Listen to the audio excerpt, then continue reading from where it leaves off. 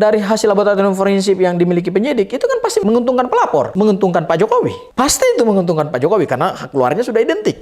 Ini ijazah bukan atas nama Pak Joko Widodo yang menarik, tetapi ijazah ini pernah digunakan oleh Pak Joko Widodo untuk mendapatkan gelar atau mendapatkan jabatan tertinggi di Republik Indonesia, yaitu jabatan presiden. Kalau ada pihak-pihak yang mengatakan bahwa stop bicara soal ijazah karena semua sudah asli, menurut saya itu penyesatan penegakan hukum. Gelar perkara khusus kemarin bukanlah forum untuk menjawab misteri ijazah Pak Joko Widodo.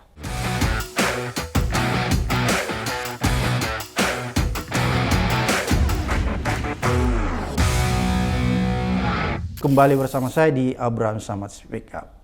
Netizen, hari ini seperti biasa saya menghadirkan tamu yang luar biasa. Ini sahabat kita semua, Bung Ghafur Sangaji.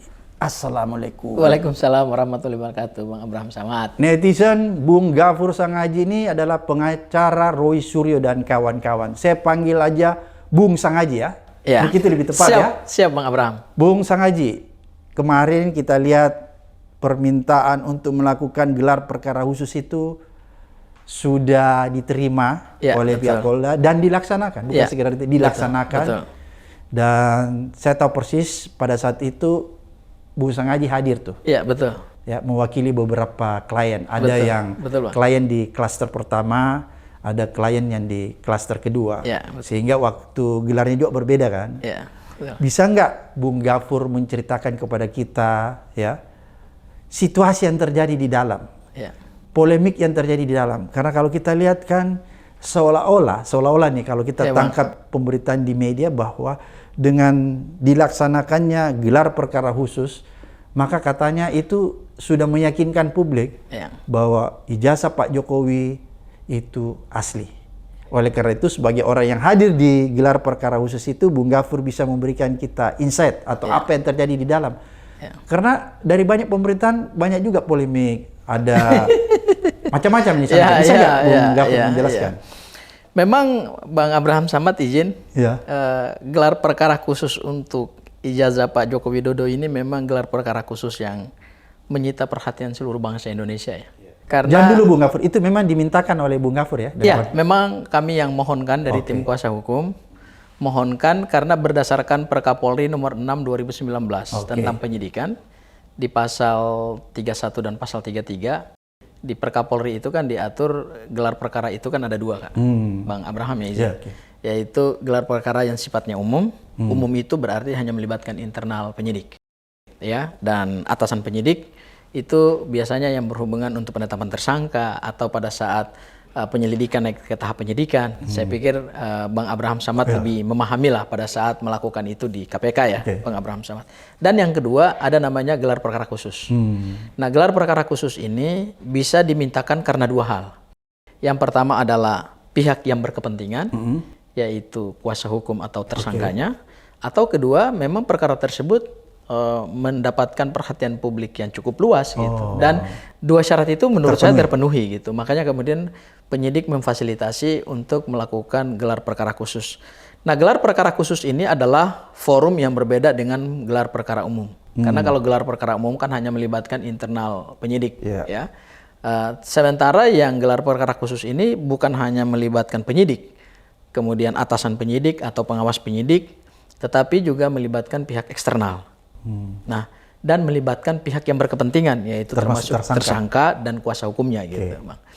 Nah, gelar perkara khusus kemarin itu memang menurut saya gelar perkara khusus yang menurut saya salah satu yang spesial sepanjang proses penegakan hukum pidana di Indonesia ya, Bang Abraham ya.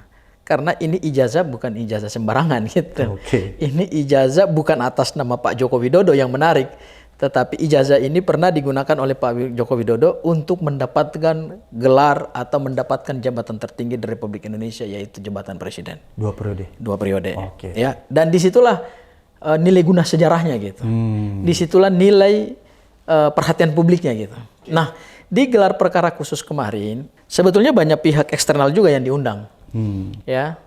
Yaitu ada Ombudsman, kemudian ada Komnas HAM, ada Kompolnas, dan ada Komnas Perempuan. Kenapa Komnas Perempuan? Karena dari 8 tersangka ini kan salah satunya kan ada perempuan, yaitu Bu Kurnia Tri Royani ya, dan beliau juga adalah seorang advokat. Makanya menurut saya ketika Komnas Perempuan diundang relevan. Karena kan ini nanti berkaitan dengan hak-hak seorang tersangka yang beliau adalah seorang perempuan. Nah, pada saat gelar perkara khusus itu dilakukan, kami ini kan berdasarkan undangan dilakukan dalam 2 sesi. Ya, Bang Abraham, izin. Sesi pertama itu dimulai dari jam 10 dan sesi kedua itu dijadwalkan sebenarnya jam 2. Jam 14.00 ya.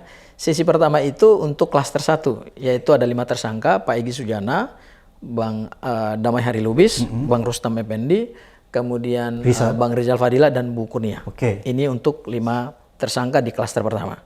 Kemudian di jam 2 itu dijadwalkan untuk yang klaster 2 dengan 3 tersangka yang kita sebut idol lah dalam perkara ini, yaitu RRT, yaitu Mas Roy, kemudian Bang Rismon dan Dr. Tifa. Nah, ternyata jadwalnya justru meleset kan, ya meleset jauh itu, meleset jauh. Jadi di gelar perkara khusus yang sesi pertama, saya kebetulan hadir untuk sesi pertama dan sesi kedua, Bang Abraham. Dan sesi pertama itu dari tim kuasa hukum yang hadir itu ada saya, kemudian ada Bang Ahmad Kozinudin, itu yang dari internal kami ya. Apa yang menarik di gelar pertama itu? Sebetulnya gelar perkara katanya khusus, perdebatannya seru tuh. Iya, memang seru. Jadi di gelar perkara khusus yang sesi pertama itu, Bang Abraham, begitu kami mulai, memang agak tegang, mukanya agak tegang semua tuh ya, karena ini kan berhadapan dengan pihak lawan yang berat-berat gitu ya. Jadi ada depan itu ada Direktur Reserse Kriminal Umum, kemudian ada Kabak Wasidik, kemudian ada penyidik, dan kemudian ada Kepala Humas Polda Metro Jaya. Kemudian di samping kiri itu ada yang dari Mabes Polri. Kemudian juga ada dari Wasidik. Kemudian di sebelah kiri itu semua tim kuasa hukumnya Pak Jokowi, kemudian pelapor, ya kan. Sementara di sebelah kanan, itu deretannya kami tuh. Nah, jadi begitu dibuka, penyidik melakukan presentasi untuk menjelaskan duduk perkara. Kemudian alasan mereka ditetapkan sebagai tersangka. Nah, yang dipresentasikan oleh penyidik itu mungkin kurang lebih 5-10 menit. Sangat cepat sih, singkat waktunya ya. Mereka menjelaskan pasal-pasal yang ditetapkan sebagai dasar penetapan tersangka di klaster 1 dan klaster 2. Kemudian mereka mempresentasikan alat bukti. Jadi alat bukti itu ada 170 lebih alat bukti surat. Kemudian ada 130 lebih saksi, kemudian 22 ahli. Kemudian ada barang bukti. Setelah itu selesai dari pihak mereka. Terus kemudian yang jadi heboh itu kan memperlihatkan ijazah itu gimana ceritanya? Jadi ijazah ini bisa muncul ini, Bang Abraham izin. Begitu penyidik nutup sesi presentasi, udah langsung perang itu. Langsung seru itu. Nah, yang buka duluan Bang Ahmad Kozinudin, ya buka duluan. Minta diperlihatkan? Belum, presentasi dulu, kemudian minta diperlihatkan, ya kan. Nah, setelah Bang Ahmad Kozinudin, saya juga akhirnya bergantian sama Bang Ahmad Kozinudin untuk menjelaskan kenapa gelar perkara ini penting bagi para tersangka. Kemudian kami minta supaya penyidik memberikan kejelasan terkait dengan status barang bukti, ijazah Pak Joko Widodo. Apakah sudah disita, dan kalau memang sudah disita, mohon ditunjukkan pada kami. Nah, begitu kami minta ditunjukkan, Bang Abraham, dari tim pengacaranya Pak Jokowi, udah langsung ngekat gitu loh, langsung skak balik gitu. Wah, nggak bisa, ya kan? Oh, ini tidak ada hukum acaranya, jadi buat apa dibuka gitu, ya? Kami berkeberatan kalau ijazah Pak Joko Widodo ini dibuka di sini karena itu kan udah disita, udah disegel, ya. Kemudian nanti aja kita bawa ke pengadilan. Nah, pada saat ada argumen dari pihaknya Pak Joko Widodo, saya sama Bang Ahmad Kozinudin akhirnya menyampaikan argumen-argumen perlawanan. Bahwa memang benar di dalam hukum acara pidana kita tidak diatur adanya kewajiban penyidik untuk memperlihatkan barang bukti. Tetapi karena perkara ini sudah menyita perhatian publik, dan kemudian tersangka ini punya hak juga untuk mengetahui apa dasar penetapan tersangka, karena sistem peradilan pidana yang kita anut ini kan adalah due process model, bukan crime control model. Kalau due process model berarti di situ hak-hak tersangka itu harus dilindungi, dan di dalam due process model kita tidak boleh menganggap tersangka ini sebagai pelaku tindak pidana. Itu namanya presumption of guilt. Nah, kita harus menjunjung tinggi namanya asas presumption of innocence. Dan memangnya kalau ditunjukkan apa dampak terhadap penegakan hukum ini? Kan ditunjukkan hanya untuk pihak berkepentingan, bukan ditunjukkan kepada publik. Dan di situ Bang Abraham izin, kami kan juga tidak bawa kamera dan alat komunikasi.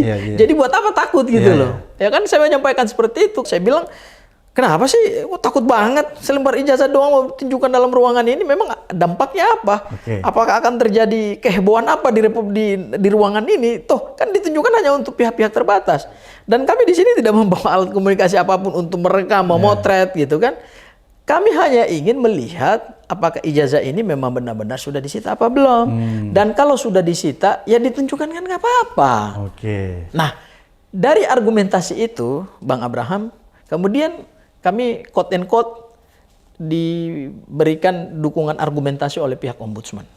Nah, argumentasi ombudsman itu sebenarnya sederhana, bahwa karena perkara ini sudah viral di publik, perkara ini juga dipertanyakan oleh publik, ya apa salahnya ditunjukkan hari ini?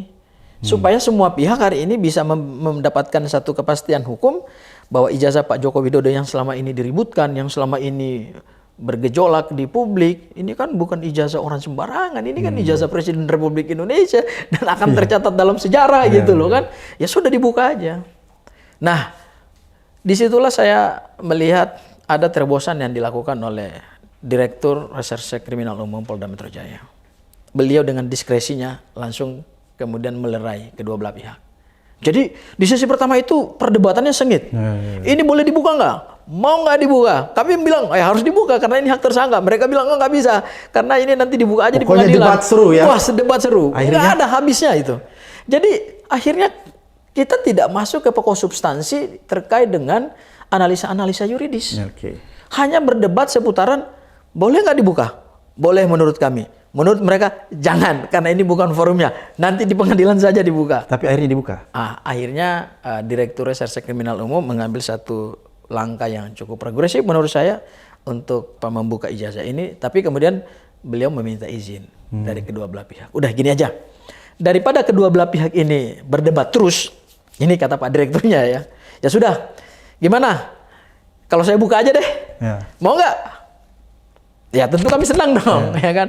Tapi dengan terpaksa pihaknya Pak Joko Widodo mengatakan ya sudah, kalau memang itu sudah diskresi dari Pak Direktur, ya kami mau ngomong apa lagi gitu kan. Nah, akhirnya lah Pak Direktur ngomong ya udah barang bukti diambil. Jadi di dalam ruang gelar perkara itu ada satu kotak yang di situ semua bukti-bukti surat dan barang bukti ditaruh. Yang biasa putih itu didorong, kemudian didorong ke depan. Ya udah kita akan buka nih. Nah, saya termasuk salah satu orang, Bang Abraham, termasuk juga Bang Kozinudin, yang langsung mengambil inisiatif untuk maju ke depan. Karena kami berterima kasih dalam hati. Wah, ini detik-detik menegangkan ini kan. Ibaratnya wah, ini filmnya seru nih, seru nih. Akhirnya saya maju di depan. Nah, waktu saya maju itu, saya berdiri di antara penyidik dan kemudian Pak Direktur Reserse Kriminal Umum. Nah, diambillah ijazah itu dari satu kotak itu yang masih tersegel mungkin laboratorium forensik Baris Krim ya, Bang Abraham. Dan di menit-menit itu, di detik-detik itu semua orang diam dan hanya melihat detik-detik yang menegangkan itu, ya. Menurut saya sih menegangkan karena ini ijazah yang selama ini diperdebatkan, wah mau dibuka gitu loh kan. Dan kami mungkin menjadi orang-orang terbatas yang bisa melihat ijazah itu gitu. Akhirnya dikeluarin? Digunting dulu, tak. Digunting, set. Jadi ditaruh di satu mapnya UGM yang keras itu, yang hard case ya. Biasa kalau kita punya ijazah dari kampus itu kan ada mapnya itu, Bang Abraham. Kemudian dibuka. Tapi sebelum dibuka dikasih arahan. Kepada seluruh peserta gelar, ijazah tidak boleh diraba. Ijazah tidak boleh dipegang. Hanya boleh lihat. Jangan boleh diraba? Nggak boleh. Jangan taruh tangan. Nggak boleh. Jangan taruh tangan untuk ijazah itu, nggak boleh. Karena ijazah itu ditaruh di map, kemudian di map itu ada plastik putih itu pengaman yang masuk tuh ijazah di situ. Ditaruh di situ. Nah, di dalam map yang sama itu ada dua ijazah. Ya, sisi kanan, sisi kiri. Ada ijazah SMA dan kemudian ada ijazah sarjana dan dibuka begini. Silakan lihat. Nah, saya pelototin itu, Bang Abraham. Berkali-kali saya pelototin. oh ini rupanya ijazah Pak Joko Widodo yang polemik itu ini ya. Anda lihat langsung ya? Saya lihat langsung. Tapi nggak boleh dipegang? Nggak boleh dipegang. Dilarang? Dilarang. Saya nggak berani juga kalau pegang bisa ditepuk itu tangannya. Kan berarti melanggar kesepakatan. Iya, kan? melanggar komitmen ya? Melanggar komitmen. Oke, jadi berarti Anda lihat ya? Saya lihat. Dan Anda melihat di situ sepintas kayak asli ya? Saya tidak bisa katakan itu asli ya. Oke, karena belum... karena ijazah ini kan dalam status polemik. Oke. Kalau begitu, karena Anda bilang nggak bisa dipastikan ya, karena juga belum dilakukan uji forensik dan lain-lain sebagainya. Sudah dilakukan uji forensik. Berdasarkan hasil laboratorium forensiknya milik Polda. Dan pada saat dibuka itu, setelah dibuka, saya bertanya ke penyidik. Boleh nggak kami lihat berita acara penyitaannya? Saya yang minta ke penyidik. Karena saya ada di depan, saya dekat penyidik. Saya bilang, Pak, ini kan ijazah udah dibuka. Boleh nggak kami lihat berita acara penyitaannya? Ada Pak, dibuka berita acaranya. Nah, ternyata ijazah tersebut disita dari tanggal 23 Juli 2025. Disita dari tanggal 23 Juli 2025. Kemudian berita acara penyitaannya pada tanggal yang sama 23 Juli 2025 dan penetapan Ketua Pengadilan Negeri Surakarta terkait dengan persetujuan penyitaan itu tanggal 24. Aku tanya tuh ke penyidik, kok penetapan dulu baru berita acara penyitaan? Oh iya, karena kami sita dulu baru kemudian kami tinggal meminta persetujuannya aja. Gitu. Jadi janggal juga ya? Iya, sebenarnya harusnya minta persetujuan dulu baru kemudian disita. Tapi penyidik mengatakan kami sita dulu berita acara penyitaan baru kami minta persetujuan gitu. Oke, sampai di situ. Bung Gafur, Anda tadi bilang Anda sudah lihat dan surprise Anda melihat ijazah itu ya. Dan saya lihat lama. Ya, lama. Dan yang lain juga diberi kesempatan melihat ya. Tapi kemarin sempat ada berita tuh dari pengacaranya Egy yang katanya, kan tadi Bung Gafur bilang nggak bisa disentuh. Karena itu disampaikan oleh Dirkrimsus ya bahwa nggak boleh disentuh. Dirkrimum. Ya, Dirkrimum. Kok pernyataan si Ibu Elida ya, pengacaranya gitu, menyatakan dia sentuh. Apakah betul dia sentuh? Ya makanya itu aneh.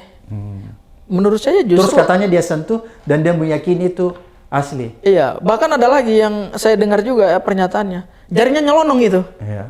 Jadi memang semua lihat. Oke. Semua lihat, tapi saya termasuk orang yang cukup lama di depan. Dibanding ke Ibu Eli? Iya. Karena gini, karena waktu deretan duduk, Ibu Eli itu memang Ibu Eli, kemudian Pak Alkatiri, kemudian anaknya Pak Egy Sujana. Ya. Nah, kadang-kadang saya bertukar tempat duduk dengan Pak Alkatiri pada saat mau bicara gitu. Nah, kemudian pada saat ijazah detik-detik itu mau dibuka, saya yang maju ke depan. Nah, Bu Eli kan masih duduk, masih belum berdiri untuk ke depan. Pada saat udah dibuka baru dia maju ke depan. Gitu. Jadi nggak betul dia meraba? Iya, menurut saya nggak benar. Ya, itu pernyataan yang menurut saya kan mungkin dibuat-buat lebay. Karena gini juga, Bang, Bu Eli mengatakan bahwa jarinya nyelonong tuh. Lah gimana jarinya nyelonong? Orang itu ketat banget itu mapnya kan. Kertasnya kan tipis banget, nggak bisa itu jari kita nyelonong gitu, rusak ijazah. Itu bisa dimarahin sama penyidik karena kan merusak barang bukti kan. Karena kan dia katakan bahwa setelah dia lihat dia bisa pastikan itu karena dia raba, dia bilang maka dia bisa pastikan asli. Kalau Bung Sangaji kan tidak meraba karena dilarang, karena memang forum itu kan melarang. Tapi Bu Eli kan katanya menurut dia dia sempat nyelonong meraba. Ya itu nggak benar itu Sehingga dia menurut saya itu lebay. Lebay. Ya justru pernyataan beliau itulah yang bikin tambah kisruh gitu. Dan pernyataan beliau itu kan yang membingungkan rakyat, yang membingungkan publik gitu. Apa itu diantaranya? Ya artinya pertama gini, beliau itu kan adalah kuasa hukum Pak Egy Sujana. Kuasa hukum Pak Egy Sujana itu kan posisinya adalah tersangka. Memang dari awal pada saat mereka presentasi, mohon maaf Bang Abraham, memang pada saat mereka presentasi itu hanya permohonan supaya Pak Egy Sujana jangan ditetapkan sebagai tersangka atau dibatalkan penetapan tersangkanya. Gitu. Saya mau masuk dulu. Apakah Ibu Eli hanya sendiri di situ? Bu Eli, ada kemudian Pak Alkatiri dan anaknya Pak Egy Sujana. Apakah Alkatiri mengakui bahwa dia memegang? Enggak, ya kan? Enggak. Tadi siang saya barusan telepon sama Pak Alkatiri. Dia mengaku bahwa dia tidak pegang? Enggak. Dia bilang bahkan Bu Eli ngaco ngomongnya ini. Jadi Alkatiri bilang ibu kan? Iya. Jadi dia bilang, Gafur, kamu jangan percaya ibu itu ya. Iya, karena mungkin menarik. Apa kata Al-Katiri? Ya dia merasa Ibu Eli juga tidak megang. Iya, baru tadi siang telepon sama saya sebelum saya ke sini, Bang Abraham. Dia bilang Ibu Eli ngaco ya? Dia bilang itu saya juga berdebat sama dia di masjid itu, ya kan. Jadi berarti nggak benar ya? Jadi ada pendapat dari kuasa hukum Pak Egy yang berbeda dari Pak Al-Katiri. Pak Al-Katiri juga merasa itu Bu Eli juga tidak tepat itu pernyataan beliau. Ya, bahkan bikin blunder juga buat Pak Egy Sujana gitu. Seolah-olah kan berarti Pak Egy Sujana mengakui bahwa ijazah itu asli gitu. Nah Pak Egy Sujana kan tidak dalam kapasitas itu. Gitu. Oleh karena itu Bung Gafur tetap menganggap bahwa ada masalah dengan ijazah ini karena Bung Sangaji nggak bisa raba ya? Nggak bisa, karena gini Bang, kita untuk melihat... saya ingin tanya nih, apakah keyakinan Bung Sangaji kalau Anda meraba dengan lama, di situ Anda bisa memastikan tentang keabsahannya? Gini, barang bukti ini kan belum diuji ya. Dan inilah yang menyesatkan dari banyak pihak, terutama mungkin juga dari pihak-pihak yang ingin membela Pak Joko Widodo, bahwa forum gelar perkara khusus itu seperti menjawab misteri ijazah Pak Joko Widodo. Ya, katanya sudah selesai. Udah selesai. Saya katakan. Jadi Bung Sangaji melihat belum selesai? Ya nggak selesai Bang. Gelar perkara khusus itu kan hanya formil. Hanya untuk memastikan bahwa ijazah Pak Joko Widodo sudah disita berdasarkan pasal 38 dan pasal 39 KUHP. Pasal 38 itu tentang kewenangan penyidik untuk menyita barang bukti, dan pasal 39 itu terkait dengan barang bukti yang disita berdasarkan apa yang didapatkan oleh penyidik. Jadi gelar perkara khusus itu tidak boleh memberi justifikasi tentang sah tidaknya ijazah? Tidak. Kalau argumentasinya seperti itu, menurut saya berarti ngapain kita bawa lagi ke pengadilan? Karena kan seolah-olah cukup aja di situ, kemudian tersangka ini ditahan dan tidak perlu lagi diadili. Karena kan rusak dong sistem peradilan pidana kita. Ya selesai dalam arti diperlihatkan untuk memberi kepastian hukum bahwa ijazah itu sudah disita. Yes, saya setuju. Tapi pembuktian materialnya no. Jadi gelar perkara khusus hanya membuktikan bahwa ijazah Pak Jokowi sudah disita. Dan di tangan penyidik. Bukan menjustifikasi tentang keabsahan. Yes. Karena kalau kita bicara keabsahan dan aslinya ijazah, berarti kita bicara pembuktian dong. Lah di situ kan nggak ada pembuktian apa-apa. Jangankan kita bicara pembuktian, penyidik aja tidak melakukan analisa yuridis terhadap pasal-pasal. Di gelar perkara itu? Yes. Jadi dia tidak menguraikan? Enggak. Biasanya kan itu diuraikan lewat flowchart-nya gitu ya? Enggak ada Bang. Hanya mengatakan bahwa barang bukti sekian, alat bukti sekian, jumlah ahli sekian, jumlah saksi sekian. Itu aja. Pasalnya ini, udah selesai ya. Rumusan nggak ada? Nggak ada.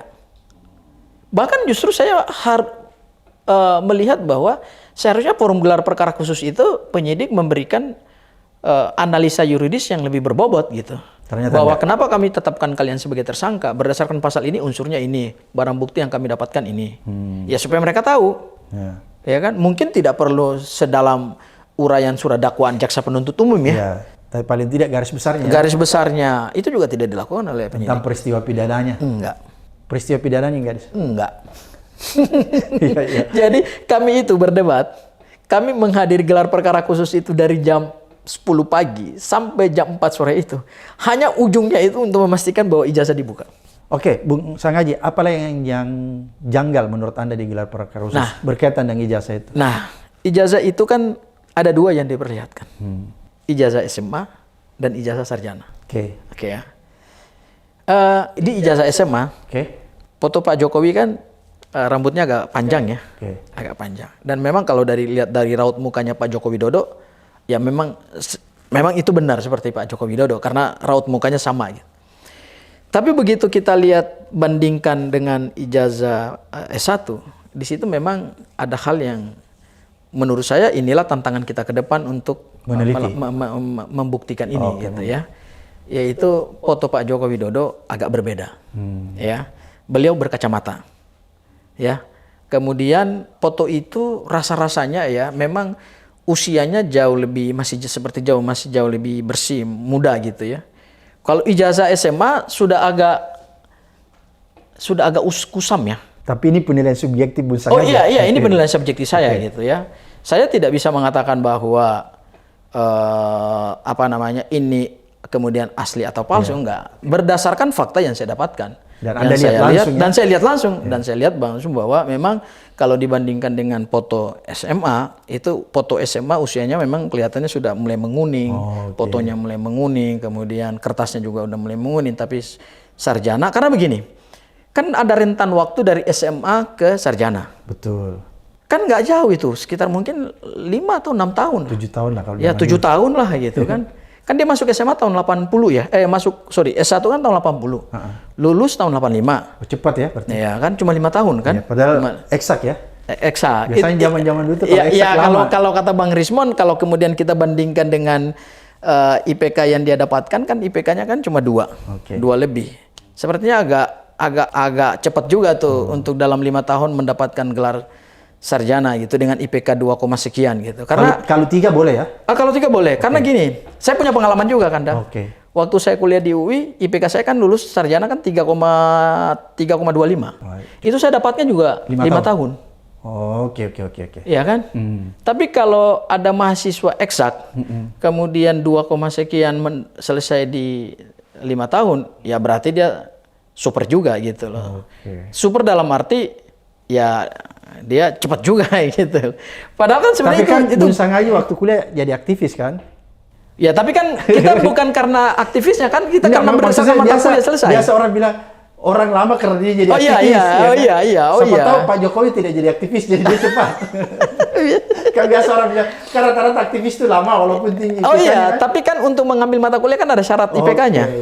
Saya nggak bisa ngambil misalnya kalau IPK saya 2 nggak bisa ambil 24. Nggak bisa ngambil 24. Paling tinggi 18. Ya karena kalau kita ambil 24 kayak saya dulu, saya juga berlaku karena 3 lebih saya ambil 24. Supaya cepat kan? Benar kan? Saya juga di beberapa semester saya ngambil sampai 24. Ya, dan saya juga itu ada semester pendeknya juga tuh.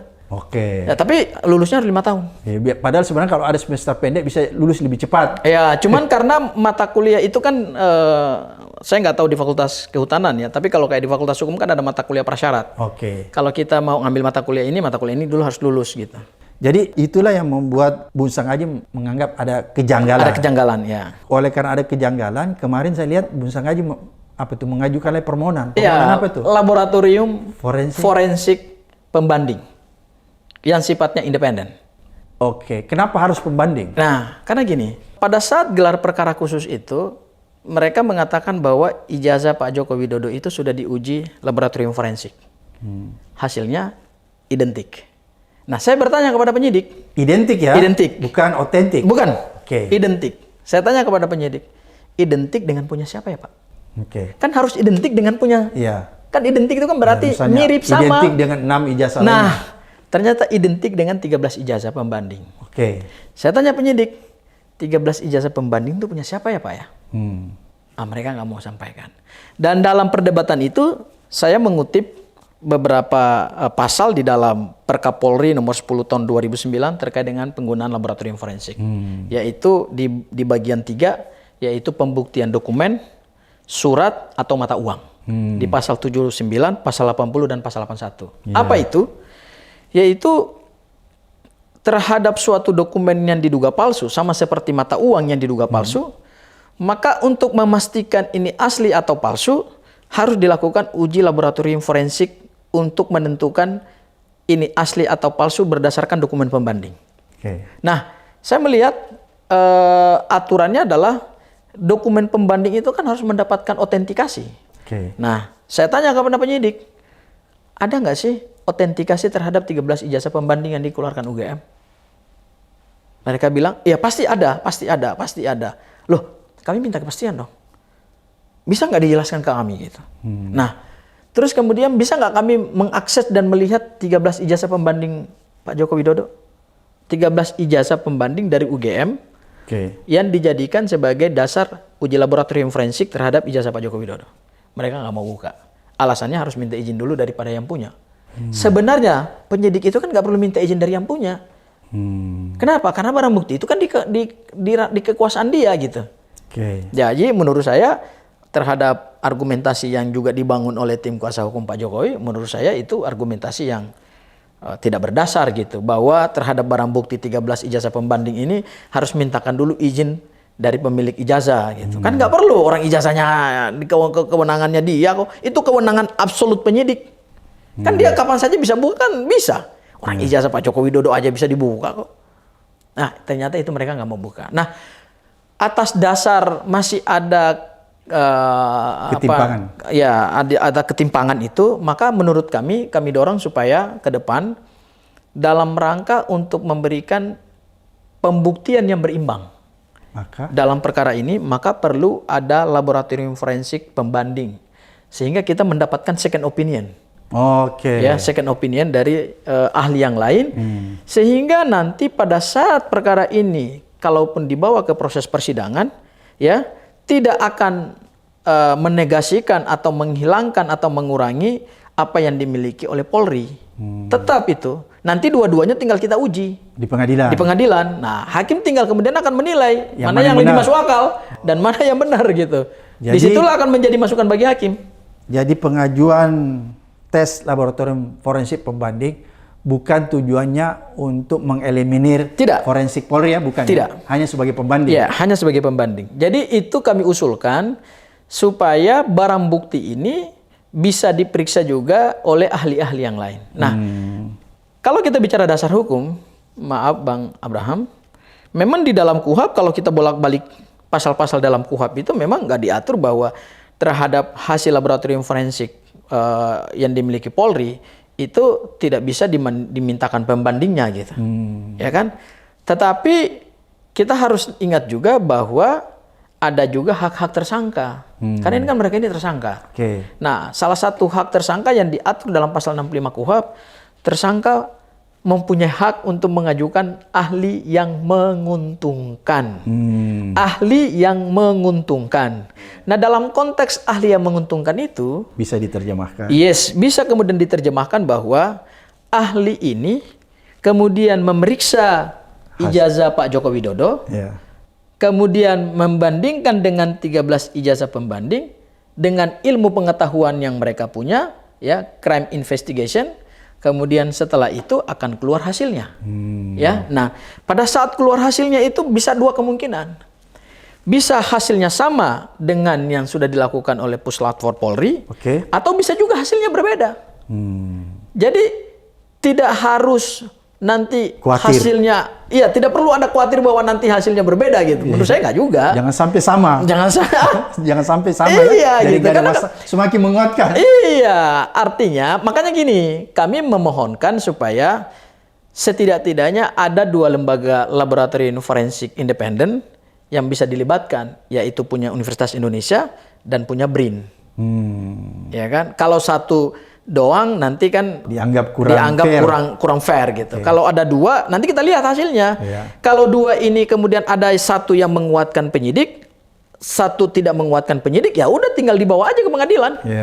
Nanti kan hakim yang menilai keterangan-keterangan ahli. Karena gini, hasil laboratorium forensik itu kan akan dituangkan jadi alat bukti surat. Betul. Dokumen ya.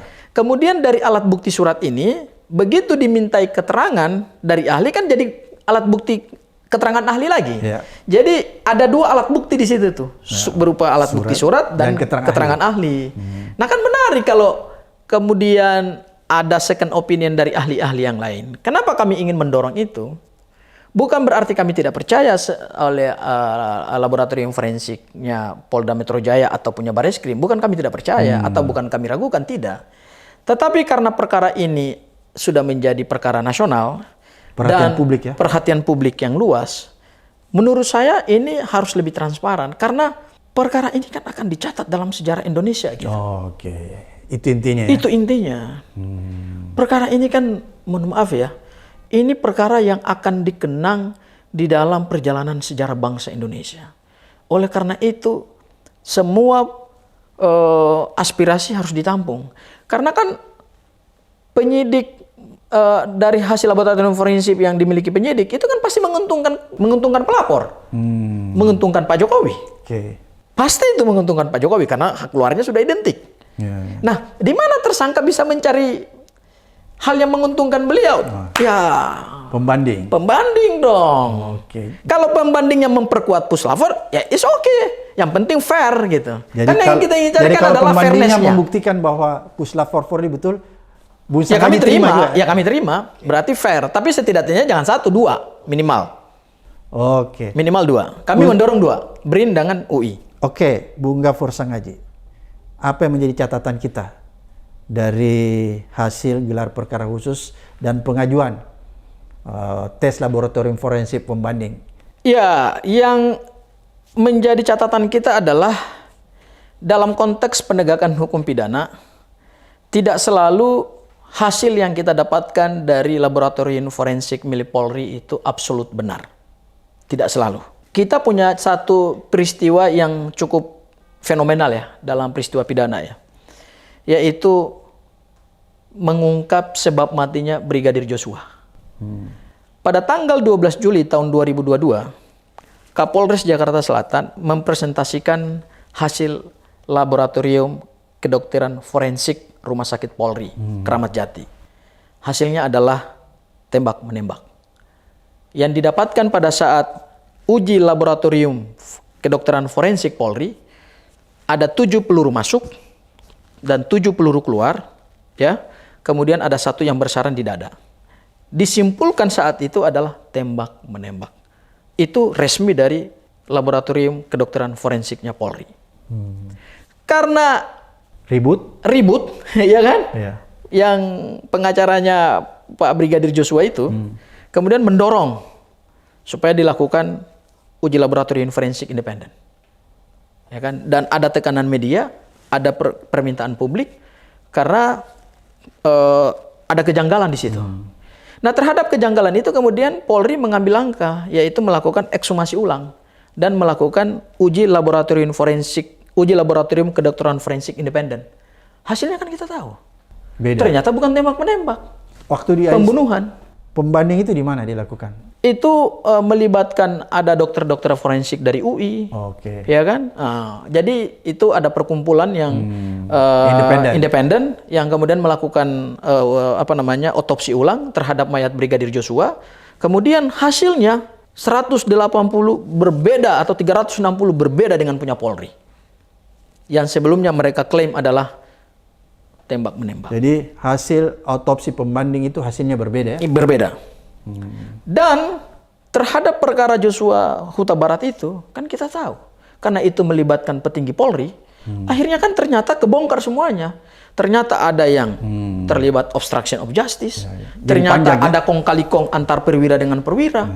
Dari presiden ini yang Bung Gafur kemudian mengajukan. Kami mengajukan itu karena ada presiden ya? Ada presiden bahwa tidak selalu hasil laboratorium forensik Polri itu mempunyai kebenaran absolut.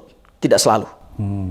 Meskipun diklaim misalnya oleh pengacara Pak Jokowi adalah ada kebenarannya tapi kebenaran relatif. Iya, kebenaran relatif dan bukan hanya kebenaran relatif, bisa dimanipulasi. Kan peristiwa tembak-menembak dan membunuh kan beda. Itu manipulasi. Bukan relatif. Bukan. Karena begitu keluar kedokteran forensik independen, itu kan ternyata bukan lagi tembak-menembak. Kalau tembak-menembak berarti balas membalas kan? Tapi langsung itu ditembak kan, ditemukan ada peluru yang dari belakang nembus ke kepala. Itu kan yang pada saat laboratorium kedokteran forensiknya Polri kan nggak diungkap. Ada fakta yang ditutupi. Ya, dan itu melibatkan Kadipropam Verdi Sambo. Dan itu melibatkan internal Polri dan banyak perwira Polri yang kemudian ditetapkan sebagai tersangka, kemudian terpidana, dan kemudian ada yang dipecat. Itu presiden. Jadi kita belajar dari peristiwa. Ini intinya. Intinya itu. Hal yang kedua adalah gelar perkara khusus kemarin bukanlah forum untuk menjawab misteri ijazah Pak Joko Widodo. Jadi kalau ada pihak yang mengatakan, kan sudah ditunjukkan, ngapain lagi kalian ribut? Termasuk itu dari kuasa hukumnya Pak Jokowi ya. Izin dalam kesempatan ini saya ingin katakan bahwa kalau narasinya seperti itu yang dibangun, berarti mereka nggak memahami esensi daripada sistem kerja hukum pidana. Tersangka mempunyai hak untuk mempertanyakan semua proses penegakan hukum. Jadi bukan dengan ditunjukkan ini lantas semua perkara hukum selesai. Mereka ini tersangka. Mereka yang akan diadili. Mereka yang akan jadi terdakwa. Kalau terbukti perbuatannya, mereka yang akan dipidana. Mereka yang akan menjalani masa pemidanaan. Mereka punya hak dong. Mereka perlu tahu. Sampai kemudian terbongkar sampai sedalam-dalamnya, mereka harus tetap memperjuangkan hak mereka itu. Jadi dengan gelar perkara khusus kemarin, kalau ada pihak-pihak yang mengatakan bahwa stop bicara soal ijazah karena semua sudah asli, menurut saya itu penyesatan penegakan hukum. Oke.